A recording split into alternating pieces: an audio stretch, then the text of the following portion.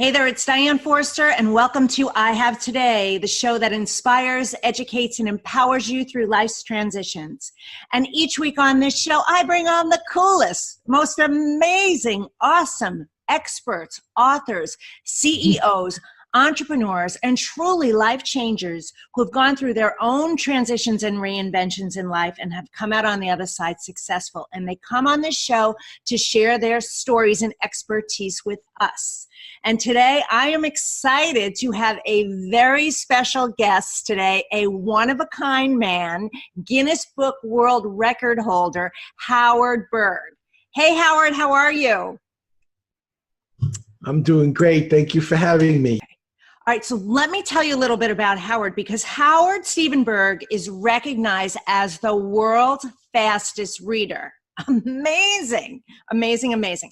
So what we're going to do is I'm going to read his bio, but before I do, I want to share with you what this week's theme of the show is and our intention statement. So the theme this week is the benefits of learning to speed read and what that could do for your life. Can you imagine being able to read a book, in a few minutes versus a few days? Could you imagine your ability to retain knowledge and information? Can you imagine what it would be like to have a memory where you really recall everything? Because I know personally for me, that's a challenge for me. I have a problem remembering things. And I have stacks and stacks of books that I would love to read and get through, but it's a time thing. So we're going to talk a lot about that today. And Howard's got so much knowledge. We're going to talk about the value of knowledge management.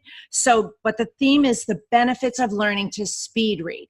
Okay. Now, our intention statement for this week, if you're writing it down, let it anchor in. It is this: I have today to leverage my learning process and knowledge. Okay. So we all know knowledge is power. So this is going to be a really powerful show. All right. So let me read Howard's bio for you so you can understand the depth and breadth of this man's work. It is amazing. Howard Stephen Berg is recognized as the world's fastest reader thanks to the cutting-edge accelerated learning techniques he developed that turned information overload into information assets.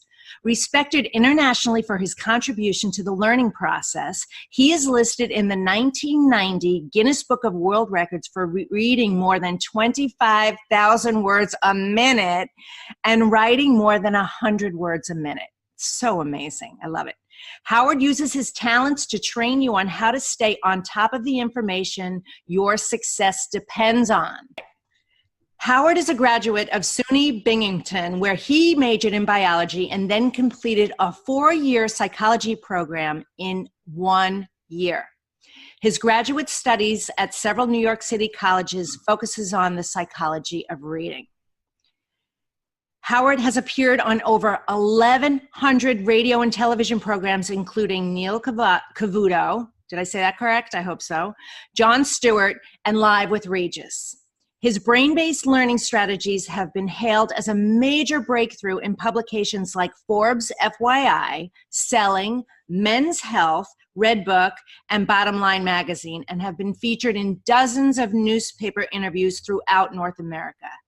Howard has created more than 14 other accelerated learning programs, including Speed, Math, and Memory. Berg's Time Warner book, Super Reading Secrets, is in its 28th reprint, and Barron's Speed Reading grossed over $65 million and established him as a leader in brain-based learning. He is mentioned in a number of books as a leading expert on brain-based learning and has been honored by over 9 books that track outstanding professional performance, including Who's Who Among Emerging Leaders and 2,000 Notable American Men. Oh my God, Howard, so excited to have you here. Welcome to the show. Wow, wow, wow. We'll have fun. Yeah, let's do it. Let's have fun. All right, so our first question is, how did you get started doing this? That's part of the story you were asking if people overcame something. I told you I grew up in Brooklyn. I grew up in East New York, a very bad place to grow up. I was in the projects. There were lots of gangs. And I was mugged over 100 times. I had knives to my throat. I was beaten with bats. My dad was pistol whipped. It wasn't a great place to grow up. But there was one safe place, the library. Gang kids would rather be dead than caught in the library. It's like vampires in churches. They don't go there. So I read. I read a lot because that's what I could do. And I had college reading when I was 11. And when I went to college at 17 to major in biology, in my junior year, I got interested in how the brain works. So I wanted to be a psychobiologist, not a psychotic, but a psycho. So I told the dean I want to do the psych major. He says, you're a second-term junior. You haven't had any courses. We have to do the whole 4-year program in 1 year and finish bio. And frankly, you're not smart enough. And that's when it hit me. They don't teach us learning in school or work. They tell you what to learn and why to learn, but not why you hear a song once and you sing it your whole life and you read the 7 Habits of Highly Effective People. Next day, you don't know any habits. So I started learning the brain, got up to 80 pages a minute by using what I learned. I finished the program in 1 year. I took the GRE in biology, which is like the SAT for graduate school. And in 3 nights, I went through 48 books like genetics, biochemistry, cell physiology. I got 3 questions wrong. So I was in the 99th percentile in the world. And then I wondered, was it just me or could it be taught? And I started a school. We taught kids 11 to 15 the system. They did a 30-chapter book in lifelong developmental psych in 1 week. That's a sophomore course. Wow. And 15 out of 18 passed the CLEP for credit in a week. I said, now I can help make a difference. So I just trained the Green Berets, and I just trained the Royal Thai Army. I go all over the world doing this, and I help companies and businesses handle a knowledge overload, and I help young people finish school. And old people stay mentally fit. So that's what I've been doing. And that brings us up to today. That is amazing. What an amazing story. And what a blessing that you had the library to turn to, and what it did for you, And I'm very into, energy and the universe and spirit and all that. And I feel like you're so special. I mean, we all are special, but you're so special that the universe was creating this environment over here and literally forced you this way. And wham, look what happened. So it's amazing. You're right. After college, I became a yogi. I studied the 7 schools. I was a Kundalini yogi, and I studied all the different schools of yoga and meditated, which opened me up. I learned Kabbalah, and I started studying symbols because I realized that the key to the unconscious is in symbols like tarot and astrology. I was interested in how they relate to the unconscious brain to build intuitiveness. Yes. And that's how I developed my ability between what I learned in science and my willingness to open my mind up to things that a lot of people would think was silly. I got up to 80 pages a minute. I don't think it's silly anymore. It's amazing. And think about what you know. Your knowledge base is amazing, incredible, right? You're the fastest reader in the world. You are probably the smartest person in the world too, in many, many ways, right? I always tell people a little knowledge makes you arrogant, but the more I learn, the more I realize there is left. Yep. Still learn. It's humbling. Yeah. You go in a library and you see hundreds of thousands of books and you realize that's just what we know. And right. There's millions upon millions upon millions of times more we haven't even found yet. And so I think it humbles you when you realize just how much there is. And that's why I like looking at other experts. When I don't know something, I find someone who does that I can leverage. So I don't have to know everything, but know the right people. Right. That is fantastic. Okay. So how does knowledge management affect a business's bottom line or anyone really in general? Let's talk about knowledge management. Information doubles every 6 months. The average person reads about 200 words a minute. And so people feel overwhelmed. They have to learn laws, rules, regulations, things you have to, compliance issues. And they have to not just learn it, but remember it. You have to stay on top of the changes in your industry, the technology changes. You have to know how to stay on top of business skills like communicating and writing and copywriting and marketing, and then all the other things it takes to run a business. And you have to stay on top of current events. All that time, in some businesses, they have to stay licensed, like doctors and attorneys. They have to continually take credits. The time you spend learning what you need to know is uncompensated. Yes. If you cut that time in half, remember it better, you'll make better decisions, you'll make fewer mistakes, you'll make more money, and ultimately, you'll have more time, depending on your preference, more time for your family or more time for your business. It's up to the individual what they do with the time. But time is the one commodity where you'll get 24 hours a day. And the difference between a Bezos and a Gates and us is they use their time better. You Yes. all get the same time. I agree. Why do you think we read so slowly? I actually know why. Why? Imagine you're driving in a car at 70 miles an hour. You're reading the road, front, back, left, right. You're reading the gauges. You're you're listening to the radio. You're talking on the phone. Your friends are in the car. You're chatting, and you're bored. Yes. You read a book at about 200 words a minute, and you barely remember 10% the next day. Why?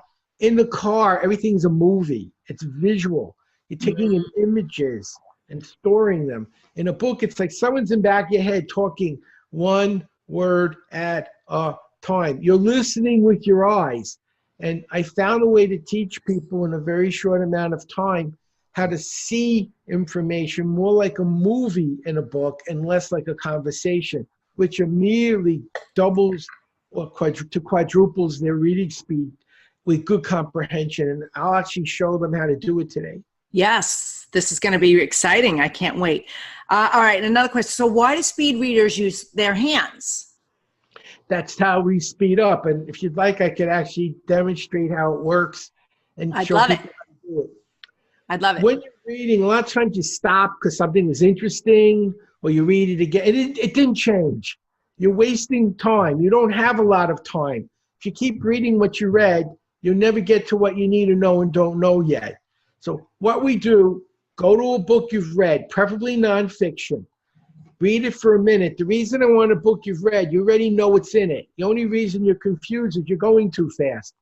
So when you get confused, you know you went too fast because you know the book already. Okay. Read for 1 minute with a timer at your normal speed. Don't do anything special.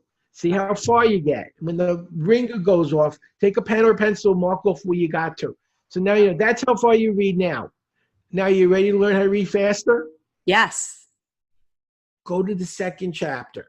Take your hand and go one line at a time with your eye following your hand as fast as you could comprehend. As long as you know what you're reading, speed up till you don't. You know, that's where it got too quick. Then slow down just enough that your comprehension comes back. For 5 minutes, one line at a time, eyes following your hand as fast as you can understand. Then go back to the first chapter. Time yourself again for a minute where you were originally. Use your hand this time, and you'll go 20 to 40% further with good comprehension just doing that one change. Wow. Okay. All right. If you're listening out there, that's what you need to do. I'm going to do it because this is something that I'm very interested in doing too. Like I said, I have so many books that I want to read. And you're right. Teach your kids this too. Teach it to your kids. Yes, absolutely. I mean, what a difference it's going to make in their lives, right? The younger you are when you learn this, I mean, the growth and is exponential. Yes. I love it. All right. And an 84-year-old read 3 books in 3 hours. So you could be older too. But I had 8-year-olds reading in 5 seconds a page. So imagine you're 8 years old and you could read 5 seconds a page and retain it. What would your life be like by the time you hit 70? Yeah. So, oh my gosh, I have so many questions. So I want to know, oh my God, you have here, what are the 3 levels of learning and how can learning help me increase my productivity? The 3 levels of learning. What are they? 3 levels of learning are literal, implied, and inferential. And literal is what you see. Implied is what you're supposed to figure out on your own like I said, a woman wore a red dress. You're supposed to know what a dress is and what a woman is and what red is. If I had to explain every word, I couldn't write anything. Inferential is getting the deeper meaning. Would you like to see how to apply this to genius, to see how this would work? Yes, I would love it. I'd like our listeners and you, if you can, get a piece of paper and just draw a circle and put a point in the middle. And if you can't draw it, picture a circle with a point in the middle. Okay. Now, look at it, and what do you see? Just literally, what's there? I'm looking at the dot, the And point. a circle, right. How interesting is it? Not very. No, that's literal learning. You're looking at what's there. You're not really getting the significance of it. This is actually the meaning of life, by the way, what you're looking at right now. But I'll go to that next. The second level was implied. This isn't just a circle with a dot. It's a symbol. It's a symbol in astrology of the sun and in astronomy because they were the same discipline back in the days when it evolved. So this is the symbol of the sun. Is that a little more interesting than it's a circle with a dot in the middle? Yes, it is. But not a whole lot more. Now I'm going to tell you that it's the meaning of life. Would you like to see the highest level of learning is inferential? This is how they used to teach, like Buddha would teach. He'd hold up a flower and say, this is love. And then they'd say, what do you think it means? So I'm going to show you the meaning of life from just that circle and a point. Okay. A point is infinitesimally small. There's an infinite number of points where you are, but you can't see any of them. They're invisible. Just like God, it's everywhere. You can't see it anywhere. So this point is the symbol of God, spirit. It fills everything, and nowhere where you look can you see it. It's everywhere and invisible at the same time. Yes. Circle is a boundary. Inside is the self, and outside is everything that isn't you. So what's it saying? Inside of everything is this one thing, spirit. Everything is one thing that looks different, seems different, appears different, but at the root, we're all one thing. Yeah. So brotherhood isn't just a euphemism. We're actually one thing. And so this is the symbol of the meaning of life. Everything is connected. Everything is one thing. It looks different. It has a circle. It has a boundary. It seems separate. But in reality, at the center, even though you can't see it, everything is the same. That's what it means. Now, is that more interesting than it's a circle with a point in the middle? Far more interesting. And I love that. Love that so much. Yes. So you see the difference in the level of intellect. Now imagine you're in business and you're able to look at a problem at that level. Not just see the problem, but see how the problem's bigger implications are and how to resolve and solve it. That's what that's about. This is so good. Howard, this is so good. All right. What are the 5 things you must learn to master this material? Many times people will say, I got a big book. I don't know what to learn. I'm overwhelmed. Yes. I'm sure that happen. But I have to learn it. What do I look for? Just 5 things. And I'll tell you what they are, and I'll show you how the brain does this right afterwards. Okay. The first thing you want to look for is vocabulary. 85% of a new topic is learning words. What words? They're bolded, they're italic, they don't look the same. The writer's saying, look at this word, it's different. I want you to see it because it's different. That's the word you need to know and understand. First step. Second, names. Who's in your book and what did they do? Third, any number, date, statistical formula, how it's used or what its significance is. Fourth, in most nonfiction books, there's headers and subheaders that separate sections. What are the 5 main concepts in each section? The 5 big takeaways. And last, any questions and answers. In a textbook, they're usually at the end. I read them first. I want to know what I need to know when I'm done, so when I see it, I know I need to know it. So I prioritize it. Not get to the end and say, I don't know this, and go look for it again. If I know what I'm looking for, I find it. So if you know every word and what it means, every person and what they did, every number, date, and statistic, the main ideas in every section, and the answers to the questions, what else would you need to know? Right. That is so great. I love that. Would you like an experiment that shows how the brain does that? Yes. Look around you at everything colored blue and memorize it. Everything you see in your, and everyone else, watch for everything blue. Memorize it, make a picture, close your eyes, and remember everything you just looked at red. You can open your eyes. Your brain said, wait a minute, you said blue. And blue things got bigger and brighter and louder, and red and everything else disappeared. When you have a purpose, when you're looking for these 5 things, they pop just like blue did off the page by your brain. The brain amplifies what it's looking for. And you can use that power to read quicker with better understanding. That's so fantastic. You're right. They do pop. And it's also, you know, the brain does that, right? And so it's the you know, reticular activating system. Like, it's like if you, you know, desire something, right? You desire something. Say you desire the red car, the red Corvette. All of a sudden you see red Corvettes everywhere. So if you're doing that and setting that up at the beginning, you are going to retain and you are going to get what you need out of the book. Fantastic. I didn't mention the reticular activating system. I didn't know how deep you wanted to go, but that is, you're correct. That is what's happening. You are activating it. Correct. Yes. Yes. Oh my gosh, I love it.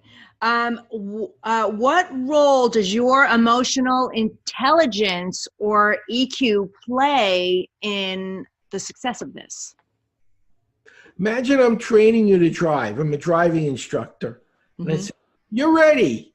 Go take your test. And you come back and say, I failed. I said, how could you fail? You know how to drive. I got nervous. It was a test. Has you ever seen someone get nervous? They couldn't remember anything, or had to speak in public and they got tongue-tied? That's emotional intelligence. I would like to show you how to create a state, an emotional state. Okay. So if you stand up for this one thing, I'm going to have to sit because I'm on a laptop. But if you stand up, I'll show you how to do it. I'm going to show you to wake up on demand. So if you're going to a long, boring meeting, or you could stay seated, but I'd like our audience to stand. You probably will, if you stand, it'll ruin your mic and everything. So stay where you are. So the left side of the brain controls which part of your body? The right side. And the right side controls which part? The left side. Perfect. Take your left hand, touch your right shoulder. Do it. Left hand to your right shoulder. Do it.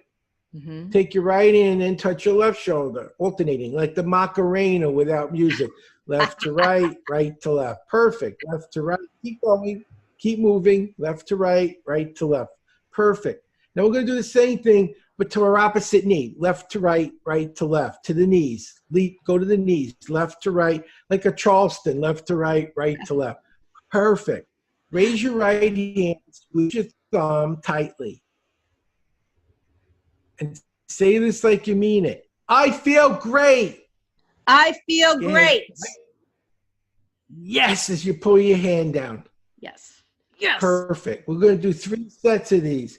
When you're done, I'm going to show you use this to wake up when you're in a meeting, taking an exam, driving in traffic. Whenever you start to have your energy drop, you can wake up. You ready? Ready. Go at my speed. First, we're going to do the shoulder taps. 1, 2, 3, 4, 5, 6, 7, 8. Knees. 1, 2, 3, 4, 5, 6, 7, 8. How do you feel? I feel great. I feel great. Yes. Now a little faster. Same thing. Shoulders. 1, 2, 3, 4, 5, 6, 7, 8. Knees. 1, 2, 3, 4, 5, 6, 7, 8. How do you feel? Great. I feel great. Yes. As fast as you can now. Shoulders. As fast as you can. 1, 2, 3, 4, 5, 6, 7, 8. Knees. 1, 2, 3, 4, 5, 6, 7, 8. How do you feel? I feel great. I feel great. Yes. Now, what happens when you do this 3 times? You change your state. Nothing. Would you like something? I guess I can show you how to make it. Yeah. Yes. Okay. We know from Pavlov, you ring a bell, you feed a dog, you ring a bell, you feed a dog, you ring a bell. Eventually the dog will drool. You don't want to drool. This I feel great, yes, is your bell. The latest studies show habits take 90 days to create. Yes. So if you go slow, medium, fast, shoulders and legs every day, 90 days, now you're in an important meeting. You don't want to start tapping your shoulders. It's going to look really strange. Yes. You can grab your thumb and say to yourself, I feel great, yes. And you'll feel just like you just did, more awake. Because you stimulated the left, the right, both, and went quicker and quicker. And the energy you built up is now anchored to this, I feel great, yes. The important thing is you have to feel great when you do that, or you're not anchoring anything. There's nothing to anchor. So you have to actually feel great. And then the same way you can learn to relax, to focus, and be creative. You can create states. You talked about business. What are you doing to teach people to get in the state they need to be in to use what you're telling them? And what state do they need to be away from? So if I taught you not just to drive, but to relax during the test, how many more of my students would graduate and pass the test and give me referrals? Yes. We're not doing that in business. We're just telling people stuff, and we assume they'll be in the right frame of mind. When I trained the Green Berets, I told them, here's the best question you could ask. If you're getting shot at, or in business, something's going terribly awry, instead of, why is this happening to me, which isn't going to help you. Right. What's the next best thing I can do now? What's the next best thing I can do now? Not why is it happening? It's happening. How do I get from here to where I need to be? And your brain will look for the answer you asked the question for. You say, why am I a loser? It'll tell you. You say, how could I be a winner? It can tell you that too. That's EQ.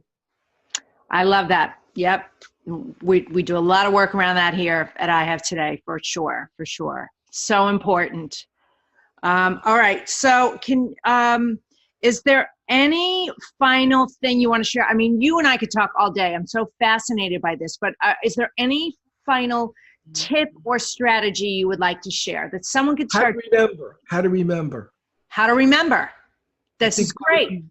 Because people say, yeah, you read fast, but what about remembering it? So yes. What if I make you a memory genius in 3 minutes in our audience? That sounds amazing, doesn't it? Okay. 10 things you won't be able to, and that by the time I'm done with this drill, you may make a few mistakes, but by the time I'm done, you'll have it down. Your brain will know how to do it. Are you ready? I'm ready. Here it is. And everyone watching, do this too. This is not just a drill, it's a tool. And when we're done, I'm going to tell you how to use this tool in business and school. You want to remember pole, shoes, tricycle, car, glove, gun, dice, skate, cat, and bowling pins.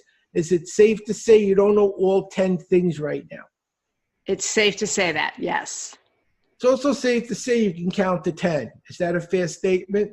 It is, yes. The Greeks discovered if you take a list you know, like counting to 10, and link it to things you want to learn, you learn them faster. So we're going to use those 10 numbers you know to learn 10 things I just listed. Are you ready? I'm ready. Now, the important thing is when I say to say something, do it. You remember 10% of what you read, but 90% of what you say and do. So we're going to say and do together, and our audience as well. Are you ready now? Ready. A 1 looks like a pole, a big, tall 1, like a flagpole. Yes. When I say 1, you say pole. 1. Pole. Perfect. 2 is shoes. How many shoes do you usually wear? 2. What's 2? Shoes. 1. Pole. Getting it. 3 is a tricycle. How many wheels are on a tricycle? 3. What's 3? Tricycle. 2. Shoes. 1. Pole. Perfect. 4 is a car. 4 tires on a car. What's 4? Car. Go to 2. Shoes. 1. Pole. 3. Tricycle. Getting smarter. You see how it's working? Very easy to do. I do this with 3-year-olds. It's that easy. 5 is a glove. How many fingers in a glove? 5. What's 5? Glove. 3. Tricycle. 1. Pole. Perfect. And we went backwards. 6 is a gun, like a 6-shooter. I live in Texas. Cowboys, they like 6-shooters. What's 6? Gun. 4, Car. 2. Shoes. Perfect. 7's lucky in dice on the first throw. 7. Dice. What's 7? Dice. 5. Give you a clue. Glove. 3. Tricycle. 1. Pole. Perfect. Rhymes work. Say 8 skate. 8 skate. What's 8? Skate. 6. What do they love in Texas? Gun. 4, Car. 2. Shoes. You're almost done. 9. How many lives does a cat have? 9. 9 is a. Cat. 7 is lucky in. Dice. 5 is a. Glove. 3. Tricycle. 1. Pole. Last one. 10. How many bowling pins are in a lane? 10. What's 10? Bowling pins. Let's do the list together, everyone. 1, Pole. 2, Shoes. 3, Tricycle. 4, Car. 5, Glove. 6, Gun. 7. Lucky in. Dice. 8 rhymes with. Skate. 9 is a. Cat. And 10. Bowling pins. How does it make you feel? Great. Great. Now here's how to Great. use it. Here's how to use it. Numbers are so hard to remember, and we have so many of them in business and school. Imagine you're in a hotel, 314. Every night you're in a different room because you travel. 3 is a tricycle, 1 is a pole, 4 is a car. Tricycle hits a pole on a car. Picture it. Tricycle hits a pole on a car. Yeah. Tricycle, what number? 3. Hits a pole 1. on a car. 4. And now you know how to do it. And this could also be the value of pi in geometry, 3.14. Yes. If people want more information, go to Berg Learning, BERG learning.com. We made a coupon, Forster, which is your last name, 10. They'll get 10% off. There's also free lessons. And if they don't learn it, they contact us, and I will make sure they learn it. I'm a Rotarian. If they can't learn it, I'll give them a refund. But I will make sure they learn it, and they should give this to their kids to finish school with good grades and get jobs and use it in business to make more money and give it to their parents to stay mentally fit. Everyone gets a benefit. That is so fantastic. Thank you, Howard. Now, let me repeat that. It's Berg Learning. .com. And there is a coupon for 10% off. Thank you very much for that. And the code is Forster, Forster 10.